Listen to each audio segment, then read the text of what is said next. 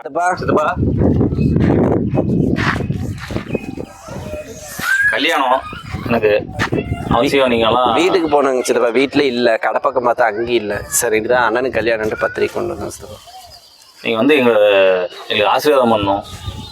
அவசியம் நீங்கள் குடும்பத்தோடு வந்து கலந்துக்கணும். அதனால் நீங்கள் வந்து கண்டிப்பாக கல்யாணத்துக்கு வரணும். பத்திரிக்கை எடுங்க சித்தப்பா. பத்திரிக்கை எடுக்க மாட்டேன். என்ன முறைக்கிறீங்க? என்ன முறைக்கிறீங்க? உங்கள் வீட்டில் 4 பிள்ளைங்க கல்யாணத்துக்கு எங்கள் அப்பா வந்து மொய் வச்சிருக்கிறார் தெரியுமா?